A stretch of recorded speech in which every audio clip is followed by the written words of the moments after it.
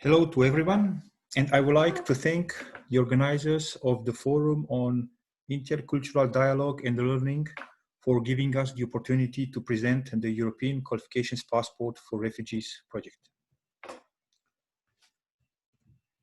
The European Qualifications Passport for Refugees project is implemented within the framework of the Council of Europe and UNESCO Lisbon Recognition Convention, which regulates recognition of qualifications within the so-called European region, which includes geographical Europe, Canada, and the USA.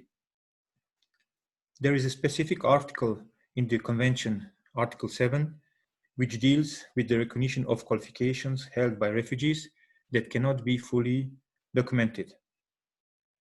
A survey conducted in 2016 showed that 70% of member states of the Lisbon Recognition Convention did not have or had very few measures in order to implement this Article 7. This is why we decided to work on how to recognize refugees' qualifications, even when those cannot be fully documented.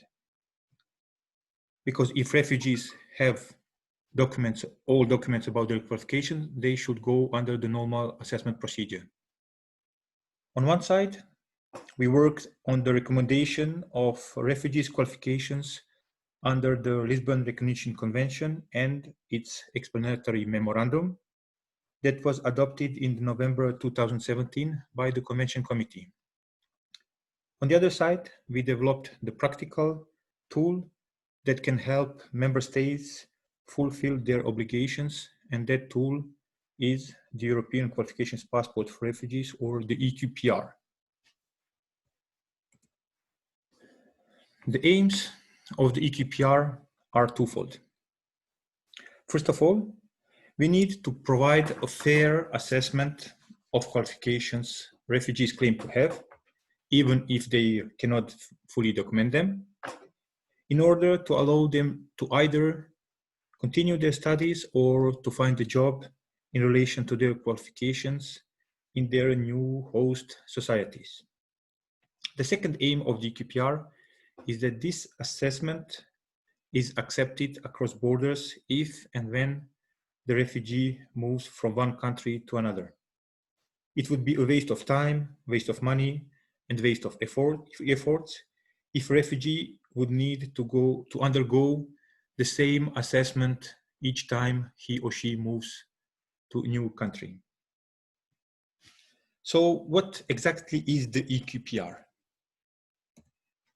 The EQPR is on one side a tested and credible methodology that enable us to be sure that the EQPR holder has the education background that he or she claims to have. The assessment procedures is composed on a desk work, followed by an interview with a team of 2 professional credential evaluators. Credential evaluators come from the project partner national recognition centers, the so-called ENIC-NARIC centers, and the assessment is done by a team of 2 credential evaluators coming from different ENIC-NARIC centers.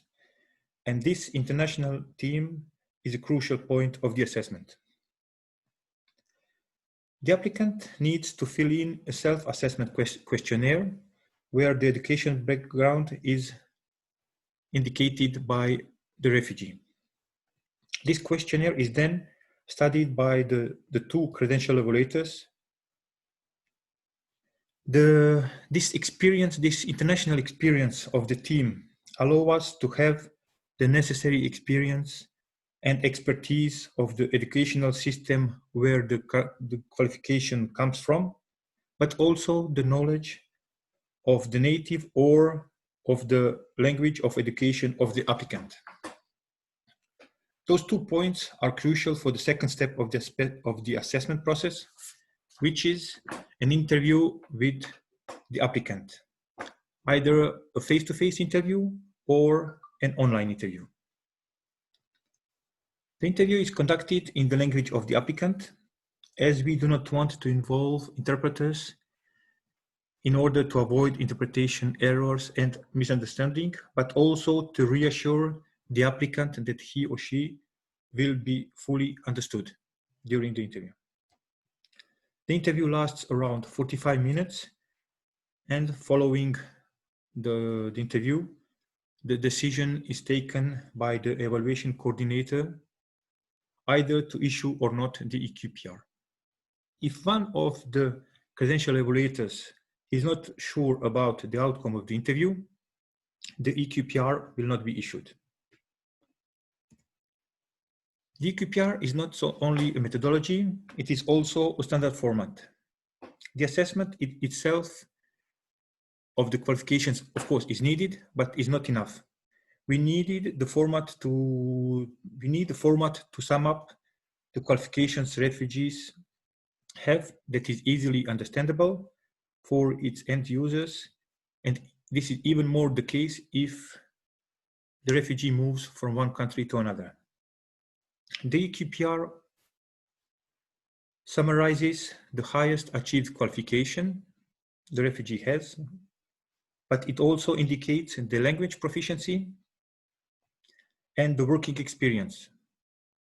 The only working experience indicated in the EQPR is the one related to the qualification assessed, and therefore not all working experience refugees have are mentioned here. Finally, the EQPR is signed by the two credential evaluators that conducted the interview and the assessment, and by the evaluation coordinator who signed it also on behalf of the project.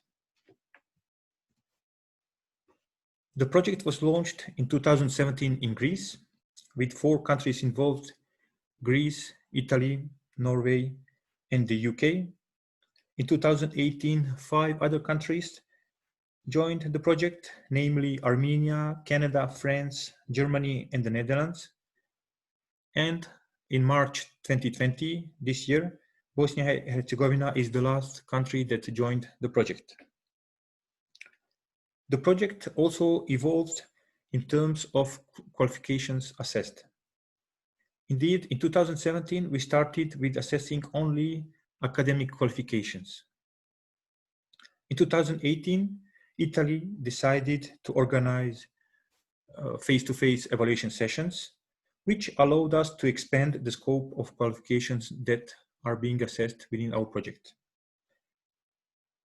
Indeed, thanks to the assessments done in Italy, we are now able to assess also upper secondary qualifications, allowing access to higher education. Not only the scope of qualifications changed, but also the profile of refugees that are being assessed changed. At the beginning, the refugees were mainly coming from Syria and Afghanistan, and with the evaluation sessions in Italy, we are now assessing also refugees with qualifications coming from sub-Saharan region. The experience gained since 2017 in evaluation of qualifications allowed us to focus since the beginning of the COVID-19 crisis on the assessment of health-related qualifications. As most of health-related qualifications are regulated in our countries, it is very important to be clear and transparent on this point. The EQPR cannot and will not replace professional licensing, but we can find innovative ways for EQPR holders to help out their host communities.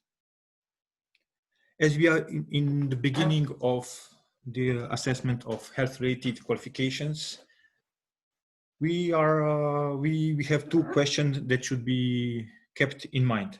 The first one is that to what extent can the EQPR be helpful on the way to professional licensing within the established procedures and constitute a first step before further assessment by the relevant national health authority? And the second question is, how can we ensure that even if the EQPR cannot itself provide a professional license, the EQPR holder could still work in health-related fields under the supervision of fully licensed health professionals? So this is work in progress. Up to now, 458 EQPR have been issued out of 547 interviews. 198 interviews have been done via online means, and this trend is growing not only because of the pandemic crisis, but because we are sure that online interviews will be the standard form of assessments in the future.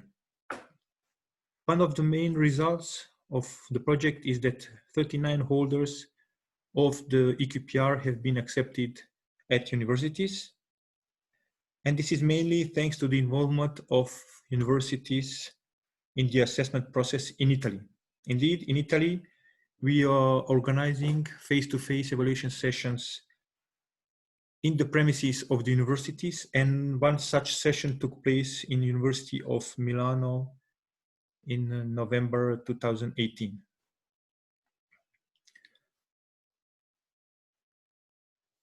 For the moment, we have had evaluations done in Greece, in Italy, but last year we started also the evaluation sessions in the Netherlands and France.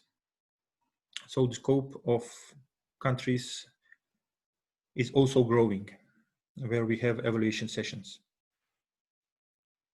39 credential evaluators are now trained in the EQPR methodology, which allow us to have a pool that can be used for the forthcoming assessment. And having a pool of trained evaluators is one of our long-term objectives.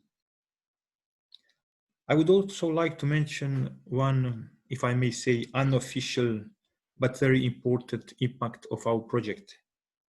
It is that it gives hope to candidates. It gives them the feeling that they are treated as they should be. And it gives them the hope that they have the possibility to continue their path started in their home countries and to contribute to their new societies. Our long-term objective is that we would like to be able to say that the EQPR is accepted in all state parties of the Lisbon Recognition Convention, and that the EQPR assessment has become a normal assessment procedure that does not need to be justified. That the assessments are done online, which will allow refugees to have the possibility to be assessed even if they are located in a remote place.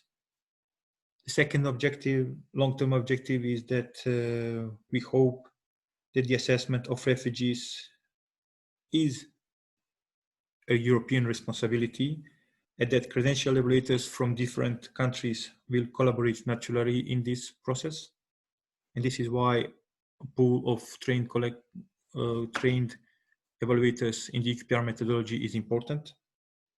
And finally, a global qualifications passport to be used in other regions of the world is under development by UNESCO, and is based on the European Qualifications Passport for Refugees and our experience in Europe since 2017. Thank you for your attention.